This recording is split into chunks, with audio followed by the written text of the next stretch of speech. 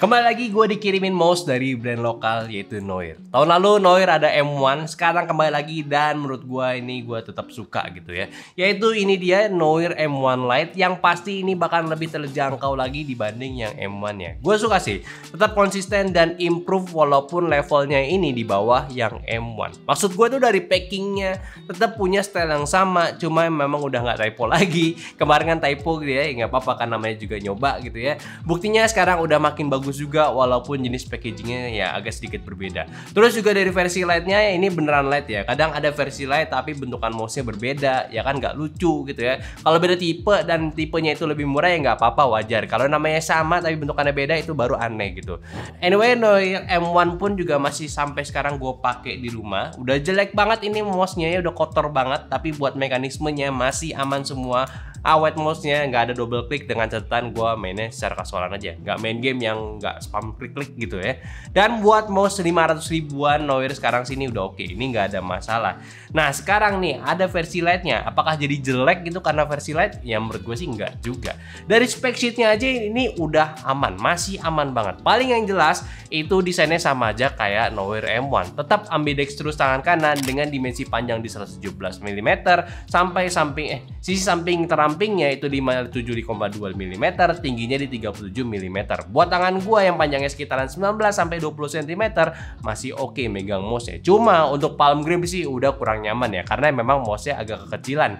Tapi buat claw apalagi fingertips ini masih oke banget.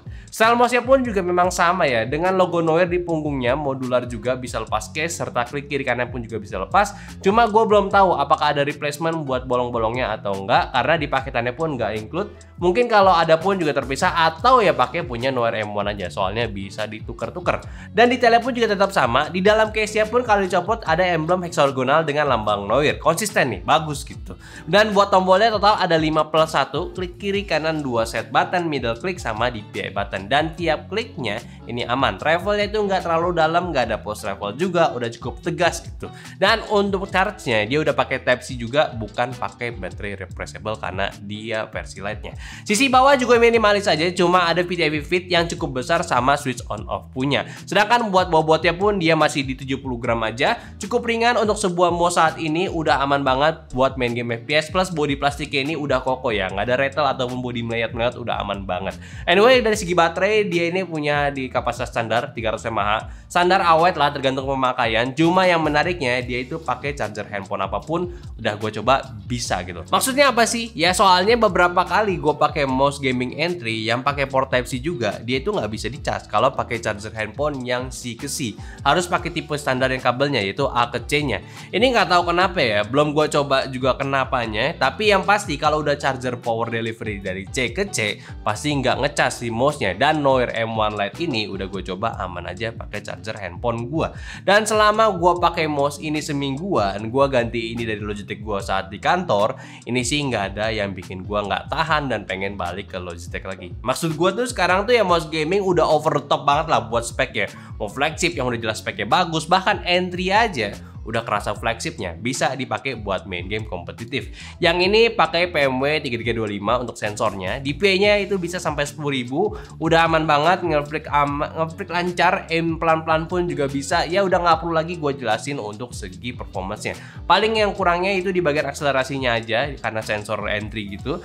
Tapi ya kerasanya sih ya kalau udah profesional aja. Kalau amatir yang masih belajar mah nggak bakalan tahu bedanya. Asli, gue coba main game CS gue aja tuh udah nggak ada komplain sama sekali. Mouse-nya aman aja selama gue mainin cuy. Paling yang perlu diperhatiin itu dari switch klik kiri kanannya. Ini pakai Huano Blue White Dot gitu. Yang kalau gue cek itu tahan sekitar 20 juta klik aja. Setara Omron yang generik gitu. Agak kerasa dikit banget gitu sebenarnya. Cuma ya gue rasa Noir ini pengen kasih dari segi feel kliknya dulu lah dibanding durabilitasnya. Soalnya secara kliknya itu udah enak banget tuh, klik gitu ya. Tapi baik lagi, note buat kalian, switch ini tuh perlu hati-hati kalau kalian suka spam klik ya. Untuk di game-game kayak Minecraft itu hati-hati aja. Sama soal settingnya ya, bisa nggak nih? Ya pasti bisa aja. Kayak mouse gaming lainnya lah, bisa dikonfigurasi dari DPI-nya, ganti tombol, sampai makro pun juga bisa. Tinggal download aja softwarenya di websitenya Noir. Ya nggak perlu gue jelasin lebih dalam lagi untuk soal ini ya. Jadi kesimpulannya, ada beberapa yang ingin gue sampein ke kalian. Yang pertama itu adalah gue perlu appreciate sama Noir yang tetap konsisten walaupun pacing mouse barunya itu santai banget ya, nggak seperti produk mereka yang lain yang cepat ada pembaruannya. Dan yang penting intinya konsisten aja sih, ini tetap di benang merah yang bagus lah, walaupun jadi ke seri light gitu atau di bawahnya, setidaknya memberikan kalian pilihan terjangkau baru. Desainnya ya tetap sama, lebih asik buat yang tangannya nggak gede-gede banget, simple buat dibawa-bawa pun juga masih oke, apalagi kalau mau connect ke PC gitu. Terus ngomongin soal koneksi, yang ini yang light itu nggak ada bluetoothnya ya, cuma wireless 2,4 GHz aja.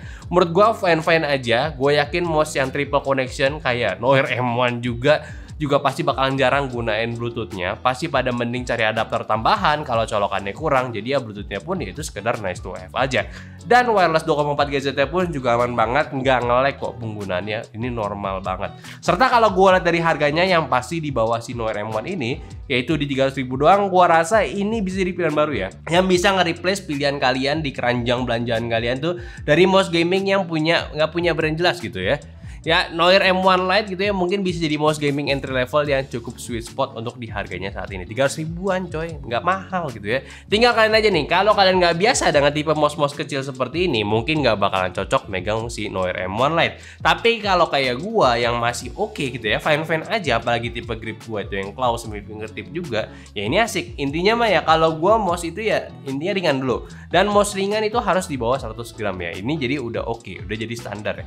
Jadi ya Noir M1 Lite sih udah cocok lah, udah termasuk sama ranah itu. Tapi kira-kira kalian ini ya suka mouse gaming kayak gimana sih? Masih pada pakai kabelan nggak sih? Atau nggak pakai brand yang nggak jelas juga nggak sih? Kalau iya, coba deh lirik yang satu ini. Bisa nih belajar biar makin jago main gamenya, daripada lu komplainin soal mouse gue rusak mulu gitu ya. Oke, mungkin aja dulu pembahasan gue dari Noir M1 Lite. Tolong bantu juga share video ini ke teman-teman kalian lagi butuh mouse gaming baru, harganya super terjangkau. Kalau mau beli cek link deskripsi aja, dan follow semua sosial media kita yang ada di Instagram, TikTok, Facebook, Discord, yang semua yang di deskripsi. Dan terakhir, sampai jumpa di video nyantai selanjutnya. Bye bye.